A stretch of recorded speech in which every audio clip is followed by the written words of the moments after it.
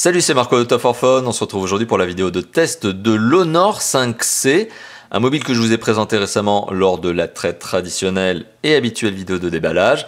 Alors aujourd'hui, on est bien sur la vidéo de test et on va prendre le temps de le détailler, ce mobile, ce Honor 5C. Un mobile qui est vendu à un prix très agressif, un prix d'entrée de gamme. 199 €, c'était son prix maximum de lancement il y a quelques semaines, quelques tout petits mois. Et bien aujourd'hui, alors on est en novembre 2016 lorsque je fais cette vidéo, on arrive déjà à retrouver le mobile à moins de 179 € sur le web. D'ailleurs, si vous recherchez une bonne affaire, n'hésitez pas à utiliser notre comparateur de prix. Le lien est disponible dans la description de cette vidéo, mais aussi en annotation. Donc vous pouvez cliquer sur ce lien et vous rendre donc sur notre comparateur de prix qui est mis à jour en temps réel. Le Honor 5C, alors qu'est-ce que je peux vous en dire? Alors très rapidement, avant même de commencer cette vidéo, et c'est relativement rare de ma part, je vais vous donner mon sentiment. Donc j'embraye et j'accélère un petit peu sur la conclusion de cette vidéo, mais déjà je vais vous le dire, oui, c'est un excellent mobile, entrée de gamme, et c'est sans doute l'une des meilleures affaires de l'année 2016 dans la catégorie des entrées de gamme, bien sûr. On est sur un téléphone qui est vendu à un prix très agressif, je le rappelle, moins de 200 €, et qui en propose beaucoup pour un prix qui reste bas. Alors, il y a quand même quelques petites concessions à faire, surtout pour moi qui suis testeur et utilisateur quotidien, très exigeant et très tatillon. Et il y a certains éléments qui m'ont un petit peu agacé, notamment au niveau du DAS par exemple, mais on en reparlera tout à l'heure. Mais globalement, le téléphone est très homogène et doté de très belles spécifications, il est bien pensé et il a tout un tas de bons points. Mais ça, bien sûr, on va le détailler. Donc voilà, je vous le dis tout de suite, c'est un mobile qui fait partie de mes coups de cœur de l'année 2016 et qui est sans doute l'un des meilleurs entrées de gamme du moment. Et donc forcément, oui, je le recommande, ça vous l'avez compris. Mais allez, trêve de blabla, on va commencer la vidéo, on va faire le tour du propriétaire, on va regarder à quoi ressemble ce Honor 5C. Alors, ce Honor 5C, petit tour du design. Sur sa face avant, qu'est-ce qu'on retrouve? On retrouve un écran, bien sûr, tactile, 5,2 pouces, sympathique diagonale, au-dessus duquel l'écran, on retrouve notamment du capteur de luminosité et de proximité, un écouteur, un capteur photo frontal 8 mégapixels sur lequel je reviendrai tout à l'heure. On retrouve en bas du mobile le marquage Honor et 3 touches, alors qu'elles ne sont pas sensitives, qui sont tactiles puisqu'elles sont intégrées à l'écran. Grand classique. La face avant du mobile n'est pas traitée anti-rayures, anti-casse, ou du moins je n'ai pas d'informations qui confirment la chose. Mais ce qui est certain, c'est que la vitre a été protégée par un film protecteur collé de base par Honor. Donc c'est-à-dire que de série, vous déballez le téléphone et vous avez sur sa face avant un film protecteur qui est collé à la perfection. Bien sûr, Honor, groupe Huawei, maîtrise parfaitement le processus industriel. Donc il n'y a pas de poussière et rien. Donc déjà c'est un bon point, c'est que même si la vitre n'est pas spécialement traitée antérieure anti-casse, de base, il y a un film protecteur qui va vous permettre de repousser les rayures. Sur le côté gauche du mobile, on retrouve ici un slot qui peut être retiré, enlevé, donc avec ici ce petit trou dans lequel vous allez glisser, ce que j'appelle le trombone, mais en fait cette sorte d'épingle fournie avec le mobile. Donc vous retirez le slot et donc vous avez deux emplacements pour carte SIM ou un emplacement pour carte SIM et un emplacement pour micro SD.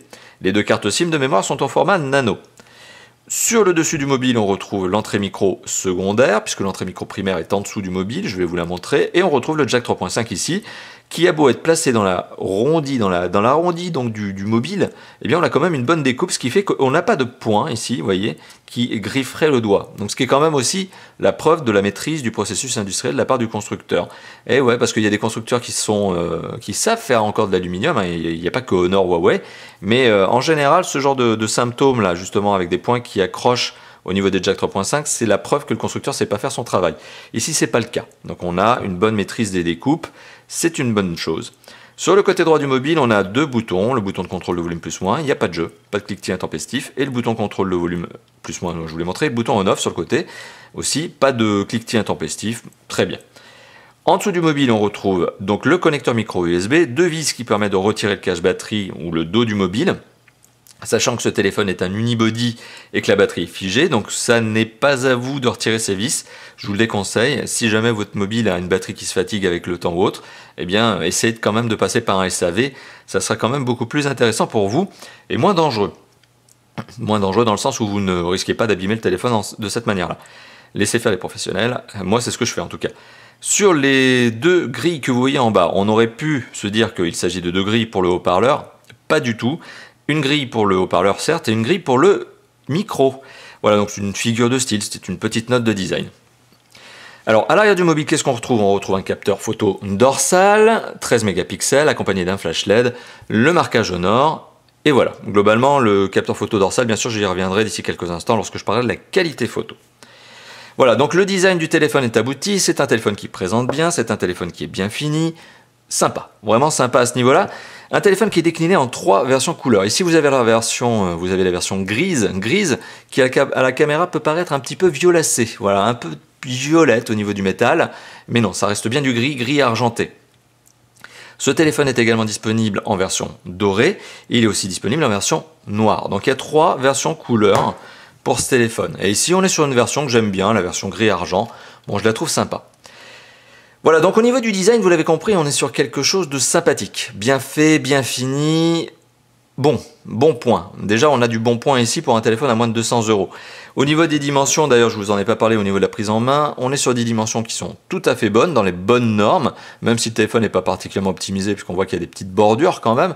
Mais le téléphone fait 14,7 cm de long, il fait 7,4 cm de large et 0,8 cm d'épaisseur, donc 8 mm d'épaisseur. Et le tout pour 156 grammes. Donc on est dans les bonnes normes, dans les bons standards. Particularité, le dos, du fait de sa construction métal et de l'aspect très lisse, justement, il est un peu glissant. Donc, charge à vous de bien tenir le téléphone en main, ce qui n'est pas impossible puisque finalement la prise en main est tout à fait bonne. Vous voyez, hein, ma main n'a pas de difficulté à ceinturer le téléphone. Eh bien, on est sur une bonne prise en main. Voilà, il n'y a pas de souci là-dessus, mais téléphone glissant. Donc, à bon entendeur, évitez de faire n'importe quoi, sinon vous risquez de faire tomber le téléphone. Voilà, donc on a parlé du design. Maintenant, on va parler de l'image et du son. Et vous allez comprendre qu'on est sur quelque chose qui est tout à fait satisfaisant. Alors, au niveau de l'image, d'ailleurs je vais lancer la chose, je vais illustrer mon propos avec une petite vidéo YouTube. Voilà. Ça va aussi me permettre de vous faire écouter le son procuré par le haut-parleur. Alors le son procuré par le haut-parleur, là il faut le voir, vous l'avez vu, je suis au maximum. Le son du haut-parleur est procuré ici. Voilà, vous l'avez compris, je suis en train d'étouffer volontairement le haut-parleur pour vous faire comprendre d'où il vient le son. Bon, si j'étouffe l'autre, soi-disant haut-parleur, là, cette grille, c'est pas un haut-parleur, ça, c'est le micro. Et vous allez voir, ça ne fait aucune différence. Voilà.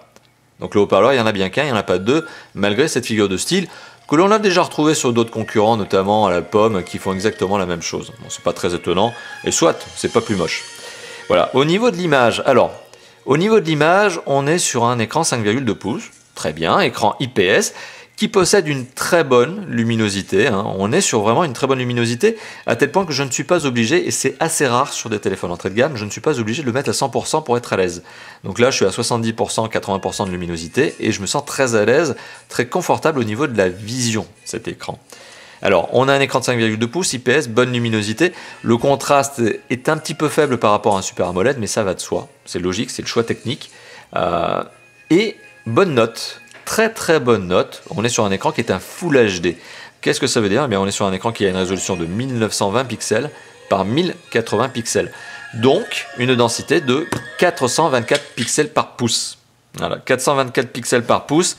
Très belle qualité d'image, très belle netteté d'image. Et je le rappelle, on est sur un téléphone qui vaut moins de 200 €. C'est très rare d'avoir ce genre d'écran sur un téléphone à moins de 200 €. Donc là, oui, on le voit, Honor a mis les petits plats dans les grands, ou les grands plats dans les encore plus grands. Donc on a quelque chose de très sympa à ce niveau-là. Et au niveau du son, alors je vous l'ai fait écouter avec le haut-parleur. Le haut-parleur a un son qui est plutôt bon, dans le sens où il grésille pas, mais il est relativement faible. Donc c'est aussi la contrepartie. D'un autre côté, je suis pas certain que lorsqu'on écoute de la musique ou lorsqu'on regarde un film, on soit vraiment avec le haut-parleur. Peut-être plutôt avec le jack, un casque sur les oreilles. C'est plutôt, je pense que c'est plutôt de cette manière-là qu'on profite du contenu musical et du contenu vidéo. Pour les jeux, peut-être, ou à la rigueur, peut-être qu'on ne met pas de casque. Le jack 3.5, rien à redire dessus. Le haut-parleur, bon, je vous en ai parlé à l'instant, sur la tranche inférieure. Et l'écouteur, bon, rien à redire dessus. Donc sur le jack et l'écouteur, ce sont des composants qui sont parfaitement maîtrisés par les constructeurs de nos jours. Bon, je m'attarde jamais sur ces composants désormais en 2016, ça ne vaut pas vraiment la peine. Alors, au niveau des performances de ce mobile, donc c'est la troisième partie de cette vidéo, troisième point principal de cette vidéo. Quels sont les niveaux de performance de ce téléphone? Alors rappelez-vous, je vous ai dit que c'est un téléphone entrée de gamme. Entrée de gamme, moins de 200 €. Catégorie des téléphones entrée de gamme selon moi, selon Marco de Tough for Phone, ce sont les téléphones qui vont de 100 € à 200 €. Moins de 100 € c'est des low cost, 200 € et plus c'est généralement des moyennes de gamme. Ici on est sur de l'entrée de gamme. Et d'habitude, sur des téléphones entrée de gamme, même en 2016, eh bien, on a des performances qui sont plutôt aux alentours de 20, 25 000, 30 000 points en général. Et bien là, regardez bien, on est sur un score en tout de 52 863 points. On va arrondir à 52 900 points. Alors je sais que certains vont me dire les scores en tout, les benchmarks, tout ça, ça sert à rien. Oui, ça c'est si vous voulez vraiment rentrer dans ce jeu-là, mais personnellement, moi je me sers dans tout pourquoi? Pour montrer les performances d'un téléphone par rapport à un autre. Et ça, c'est utile. Et donc quand on est à 52 900 points, eh bien ça veut dire qu'on est sur un téléphone qui se débrouille très bien. On est sur un téléphone qui en 2016 est clairement plus dans la catégorie des moyens de gamme que dans la catégorie des entrées de gamme en termes de performance. Et donc oui, on est sur un téléphone ici, on est en présence d'un téléphone qui se débrouille très bien, que ce soit en jeu, que ce soit en grosse application, etc. Alors il y a un petit bug aussi au niveau d'Antutu qui n'a pas très bien reconnu l'IMEI de ce téléphone visiblement, mais bon, soit. En tout cas l'IMEI peut-être pas, mais en tout cas l'identifiant de ce téléphone, et qui m'a mis un nom qui a rien à voir. Mais ce qui est certain, c'est que je suis en mesure de vous donner les composants de ce mobile, et je suis en mesure aussi de vous donner la mémoire de ce mobile. Alors, on va pas s'attarder sur Antutu ici qui nous donne un petit peu n'importe quoi, si ce n'est au niveau des performances.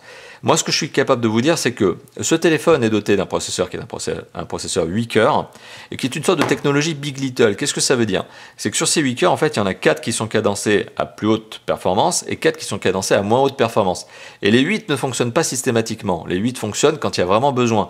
Donc c'est cette sorte de technologie Big Little qui font que, oui, on a beaucoup de pros. On a un gros pros, avec beaucoup de cœurs, mais tous ne sont pas utilisés en simultané, ce qui permet de réduire la consommation énergétique. Alors, on a 4 cœurs qui sont à 2 GHz, 4 cœurs qui sont à 1,7 GHz. C'est un processeur maison chez Huawei Honor, c'est un processeur qui s'appelle le HiSilicon Kirin 650. Je ne vais pas rentrer dans le détail parce que de toute façon je ne suis pas suffisamment connaisseur en termes de pros, mais c'est un processeur maison qui se comporte très bien et qui donne de bonnes performances comme vous venez de le voir. Au niveau de la mémoire vive, donc la RAM de ce téléphone, ce qui permet d'avoir plusieurs applications en tâche simultanées, eh bien on a 2 Go de RAM, donc ce qui est tout à fait standard, tout à fait conforme, normal. Et pour le processeur graphique, on est sur un Mali T830, qui permet à ce téléphone de s'en sortir parfaitement à l'aise dans les jeux vidéo. D'ailleurs, je tâcherai de mettre une petite séquence de jeux vidéo ici d'Asphalt 8. Ça vous permettra de vous faire votre propre idée, mais vous verrez, l'image forcément de ce jeu est fluide. Le jeu Asphalt 8 sur ce téléphone s'en sort très bien. Et puis plus largement, tous les jeux passent très bien sur ce téléphone, que ce soit du petit free-to-play type Pokémon Go, et ça je vais y revenir d'ici quelques instants, jusqu'à du gros 3D Asphalt 8 et plus. C'est un téléphone qui est capable de faire du jeu 3D à l'aise. Voilà, de façon mais vraiment très à l'aise. Alors au niveau de la mémoire de stockage, ça aussi ça compte. Alors bonne chose, il y a des téléphones qui en entrée de gamme en 2016 sont encore dotés de 8 Go de mémoire de stockage. C'est peu, c'est pas très confortable. Heureusement ici, Huawei Honor en a mis 16, pardon, j'allais dire 8, pas du tout. 8, c'est pas très confortable. 16, ça commence à être sympa. Et sur les 16 Go que vous avez, donc qui sont revendiqués par le constructeur, lorsque vous allumez le téléphone pour la première fois, il y en a 10,46. Bon, c'est-à-dire que oui, vous en perdez pas mal quand même, parce qu'il y a la conversion, il y a aussi le système d'exploitation, les applications natives, les premières mises à jour que vous allez faire. Bon, tout ça fait qu'au final, vous en avez un peu moins de 11, vous en avez 10,46 qui sont disponibles. Alors bonne note, vous avez quand même un emplacement micro SD qui permet d'ajouter de la mémoire. Une carte micro SD qui peut aller sur ce mobile jusqu'à 128 Go de mémoire. Alors la carte micro SD n'est pas fournie avec le téléphone.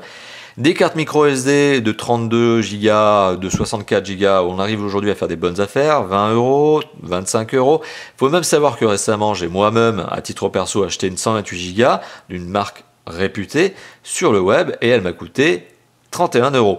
Donc aujourd'hui, acheter une micro SD pour avoir un regain, un surcroît de mémoire de stockage, c'est possible, et c'est possible à petit prix. Reste que, contrairement à certains concurrents, ce téléphone ne m'a pas permis d'installer des applications et des jeux sur la micro SD, ou en tout cas pas de manière confortable. Donc j'ai fait le test, j'ai essayé d'installer Asphalt 8, apparemment ça passe, c'est-à-dire qu'une partie du fichier d'Asphalt 8 est basculée sur la micro SD, mais par exemple, toutes les applications ne suivent pas le jeu et ne vont pas justement se mettre sur la micro SD. Donc ça, c'est un peu au gré des applications.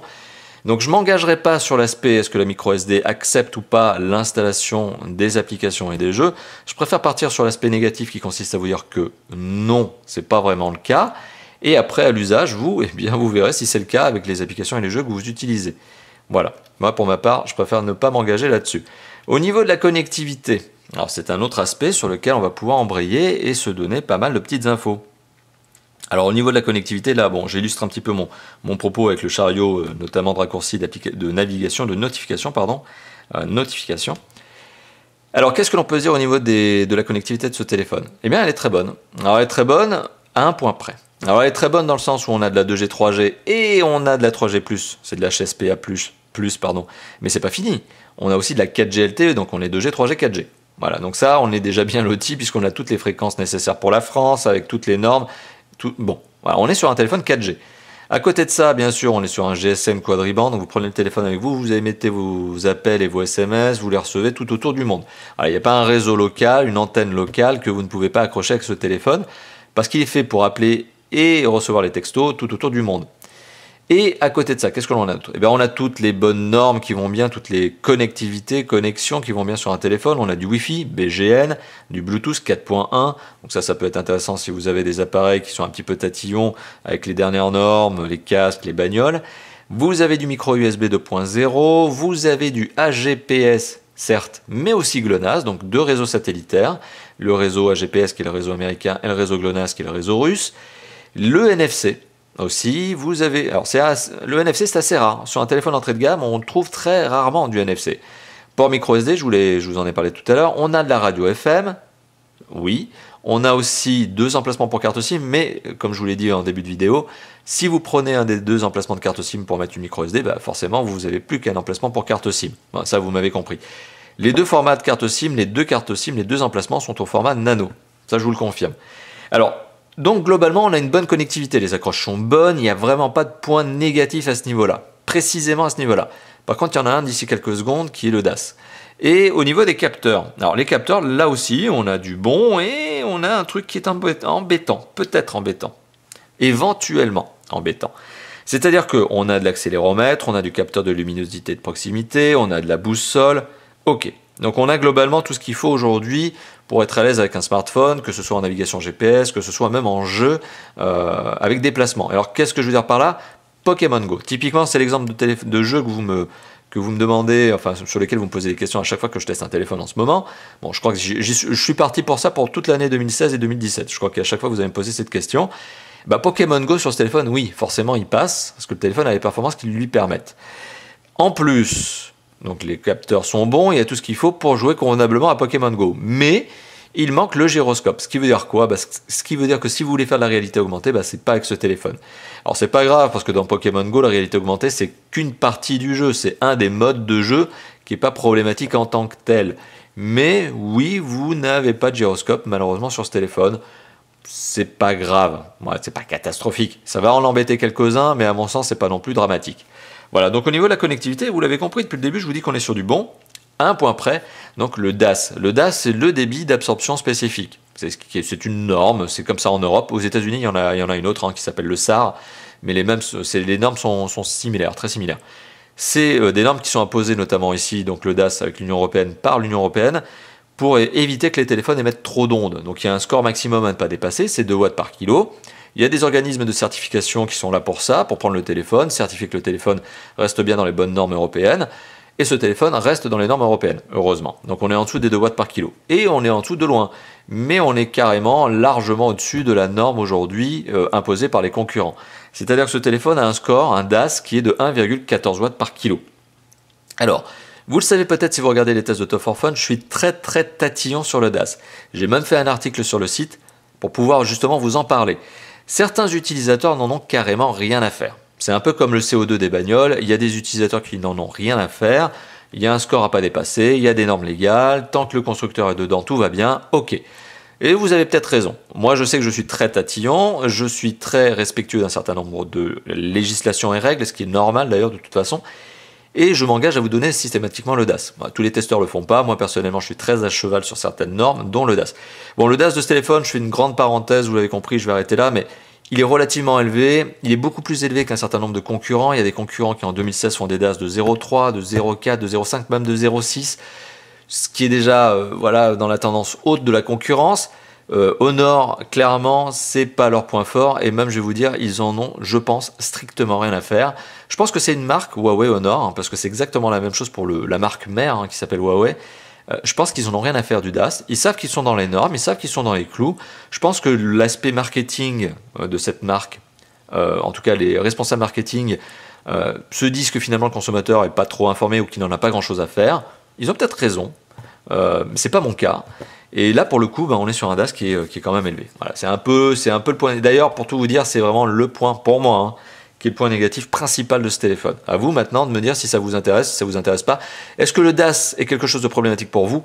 Lâchez-moi ça dans les commentaires. Et d'ailleurs, je mettrai un petit hashtag. DAS, qu'est-ce que je vais faire? Je vais faire quoi? DAS élevé. Voilà, le hashtag DAS élevé. Dites-moi ce que vous en pensez, notamment sur Twitter, si vous avez envie de réagir. Et voilà, hashtag DAS élevé. Ça veut rien dire. Bon, allez, système d'exploitation. Le système d'exploitation.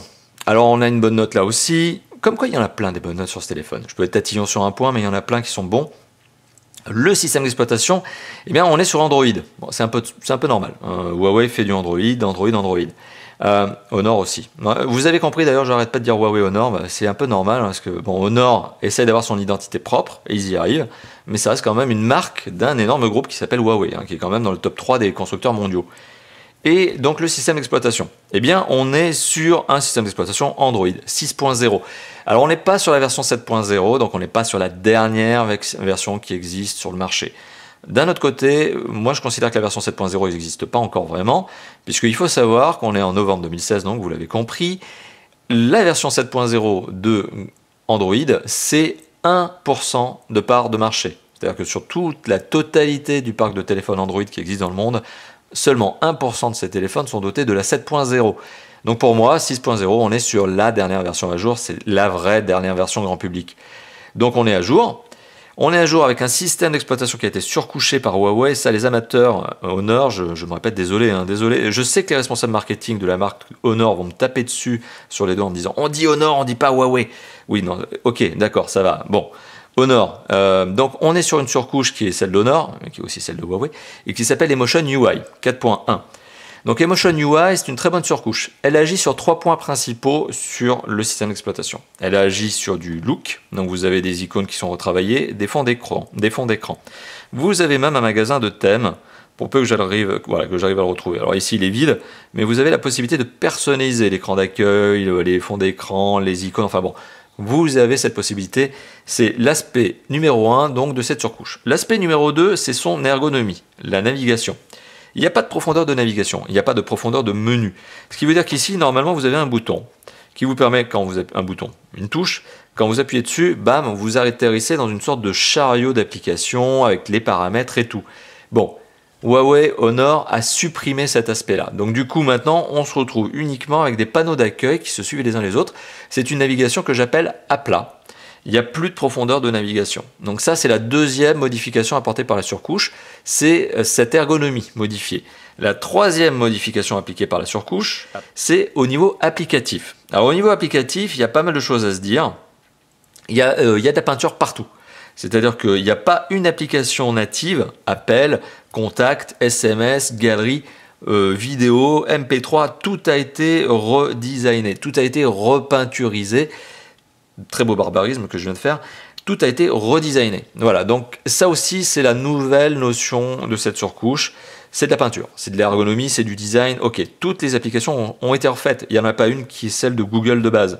Bon, sauf celle-là. Hein, ça c'est du Google et effectivement Honor ne peut pas faire grand chose.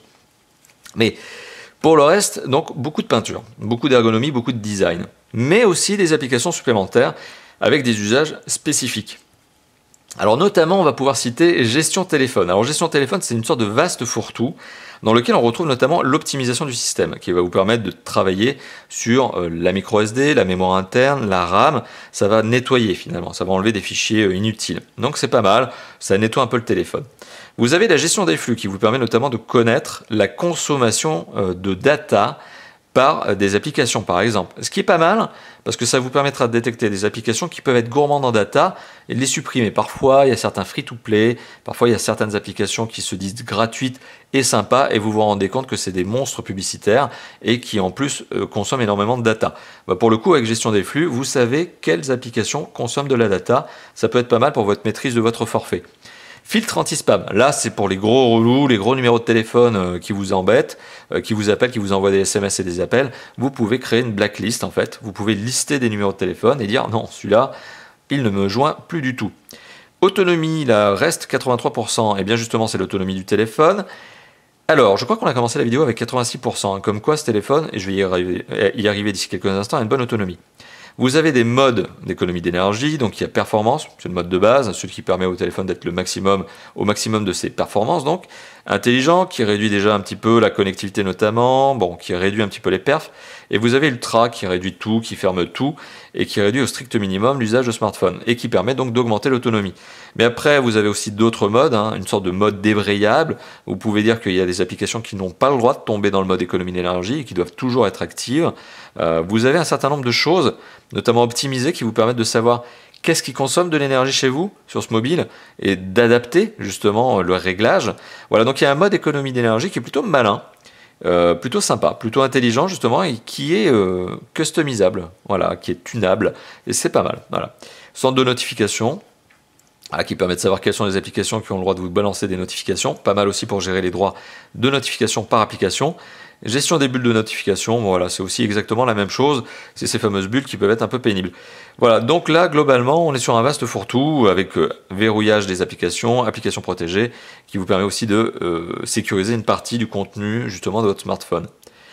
Donc, gestion téléphone, une bonne application fourre-tout qui est bien faite, est bien pensée et ajoute un vrai agrément supplémentaire à ce téléphone. On a quoi d'autre? On a iCare. Alors iCare, c'est le genre de choses que j'espère que vous n'aurez pas à utiliser, puisque iCare finalement, c'est un service qui vous permet d'être en interface avec le service d'assistance de Honor, qui va vous aider sur votre téléphone. Bon, c'est pas le truc que vous allez utiliser tous les 4 matins, c'est le truc que je vous déconseille d'utiliser d'ailleurs, sauf si vous en avez vraiment besoin, parce que finalement, si vous l'utilisez, c'est que vous êtes vraiment dans la panade. Donc voilà, j'espère que vous n'aurez pas à l'utiliser. Santé. Alors, qui est l'application santé finalement de Honor, bon, qui vous permet de connaître votre consommation calorique quotidienne, vos dépenses caloriques, le nombre de pas que vous avez fait, la distance que vous avez parcourue. Ok, c'est très à la mode aujourd'hui, ce côté santé, bien-être justement. Là, vous avez une application de base qui est installée. Bon, ce qui n'est pas si mal que ça. Et à côté de ça, alors là, on a fait le tour de ce que j'estime être sympa. À côté de ça, on a d'autres applications qui, à mon sens, sont soit inutiles, soit inutile, ouais, tout simplement. Alors des applications qui sont probablement liées avec des accords ou à des accords entre Honor et les éditeurs des applications. Alors oui, vous retrouvez du Facebook, du Twitter, à la rigueur ça j'accepte, parce que finalement on arrive assez rapidement à les installer ces applications, même quand elles sont pas en native, et quand elles sont en native, bon c'est déjà ça. Mais par exemple Shazam, pas convaincu que tout le monde l'utilise aujourd'hui, donc on sent qu'il y a vraiment une notion de partenariat. News Republic, c'est à peu près la même chose, c'est une sorte de flux d'actualité qui à mon sens n'est pas très qualitatif, mais bon ça c'est mon perçu. Opera qui est un navigateur internet qui peut être sympa pour certains, mais bon pourquoi pas le laisser installer par vous, c'était à vous de choisir. Alors heureusement vous pouvez les désinstaller, petite parenthèse, ce que je vous ai montré là c'est désinstallable. Pareil pour les 3 jeux qui sont là, qui sont proposés par défaut, qui sont liés à un partenariat Gameloft, Honor. On sait que Honor et Gameloft s'entendent très très bien, il y a des partenariats, il y a des synergies entre ces deux marques, entre l'éditeur de jeux vidéo et donc le constructeur. Très bien, soit, mais bon, personnellement, je trouve ce genre de choses inutiles, et donc, bon, moi, perso, je les désinstalle très rapidement. Pour le besoin du test, je les ai laissés. Voilà, donc du coup, vous l'avez compris, on est sur une surcouche qui n'est pas non plus un monstre de gourmandise, mais qui apporte des choses supplémentaires, qui, notamment au niveau du menu paramètres, apporte aussi une petite évolution, puisque on a ce mode simplifié, et puis on peut aller dans des paramètres avancés. Voilà, il y a des petites choses supplémentaires. Petite note que je ne vous ai pas dite, oui, vous avez la possibilité de gérer... alors, est-ce que je vais la retrouver? Est-ce que je vais la retrouver comme ça? Pas du tout. Vous avez la possibilité, ça va être caché dans un des paramètres, la possibilité donc de gérer un certain nombre de choses, dont notamment la lettre de notification. Et ça, j'ai oublié de vous le donner tout à l'heure. Oui, il y a bien là une lettre de notification sur ce téléphone. Voilà, donc la surcouche, c'est une bonne surcouche. Emotion UI, EUI, c'est une bonne surcouche. Alors il est temps de passer à l'usage, et puis on va passer ensuite à la conclusion. À l'usage, qu'est-ce que je vais dire de l'usage? Bon, vous avez compris, jeux vidéo, pas de souci, les appels, les SMS, les emails, la consultation de page web. Bon, tout ce qui est lecture MP3, vidéo, photo, enfin tout ça ce sont des usages de base d'un smartphone aujourd'hui, et bien sûr ce Honor 5C se débrouille parfaitement. Quels sont les points sur lesquels justement aujourd'hui les smartphones arrivent à se distinguer en termes d'usage? Et ben, d'une part, il y a les capteurs photo, donc la qualité photo, et d'autre part, il y a l'autonomie. Et ce qu'il y a de bien sur ce téléphone, c'est que les deux sont plutôt sympas. Donc au niveau des capteurs photo, le 13 mégapixels à l'arrière possède un autofocus qui est efficace. Voilà, un autofocus efficace. Hop. Bon, les modes de photo sont des modes photo relativement basiques, hein, sont des modes photo Android de base. Bon, vous avez quand même un petit peu de gestion, mais bon, rien de très innovant. Pardon, excusez-moi, disons, je l'avais enroué. Donc rien de très innovant là-dessus. Par contre, le capteur photo frontal, bon, par contre rien du tout, le capteur photo frontal, c'est un 8 mégapixels, voilà, qui prend des bonnes photos. Avec un petit mode Face Beauty là pour essayer justement de lisser votre grain de peau, de vous rendre plus beau, plus belle. Mais voilà, on a ce genre de choses. Bon, c'est pareil. Voilà, on prend des photos, des selfies, c'est marrant. Alors, petite parenthèse, donc au niveau de la qualité photo, vous retrouverez 2 échantillons photos publiés sur le site de Top 4 Phone. D'ailleurs, je mettrai le lien dans la description de la vidéo et dans les commentaires. Donc, 2 échantillons photos vous permettront de vous faire votre propre idée au niveau de la qualité photo de ce téléphone. La qualité photo dorsale et frontale, franchement, je les trouve très convaincantes pour un téléphone vendu à 200 €. Encore une fois de plus, c'est toute échelle de proportion gardée. Il faut relativiser, mais pour un téléphone qui est vendu à moins de 200 €, on est sur un téléphone qui propose une bonne qualité photo, dorsale et frontale. Je sais que certains de mes confrères avec qui j'ai pu discuter récemment, notamment au sujet de ce téléphone, ont eu tendance à dire que c'était pas forcément satisfaisant, mais ces chers confrères, justement, pour qui j'ai beaucoup de respect et avec qui je m'entends très bien, eh bien, ont l'habitude de comparer des téléphones à 200 balles avec des téléphones qui en valent 600 ou 700.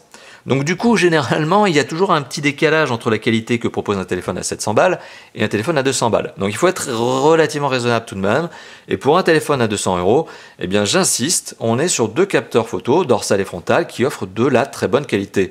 On a de quoi faire rigoler ses potes à l'aise et on a même de quoi se faire plaisir en publiant un selfie sur Facebook, histoire de se dire qu'on est beau.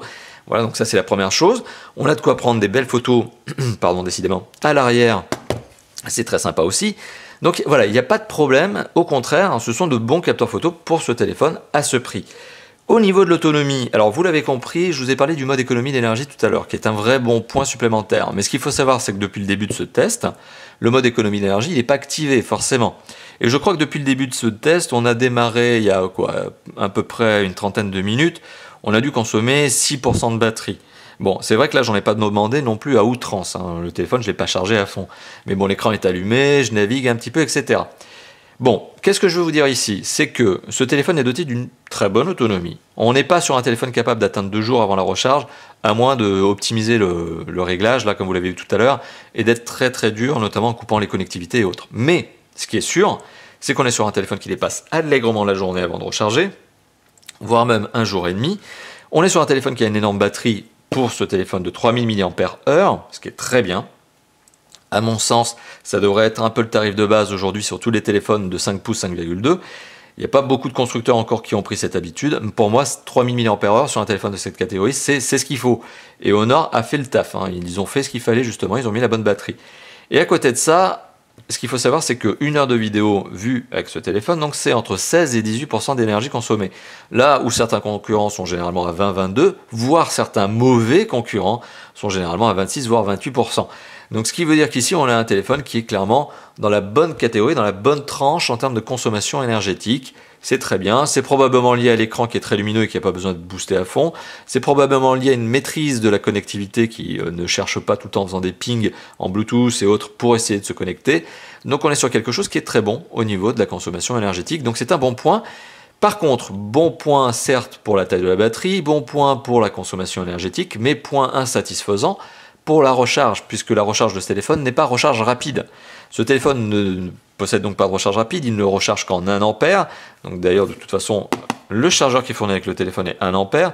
Ce qui veut dire que pour recharger ce téléphone de 0 à 100%, quand on a une batterie de 3000 mAh, c'est à peu près 3 heures. Donc il faut 3 heures pour recharger ce téléphone de 0 à 100%.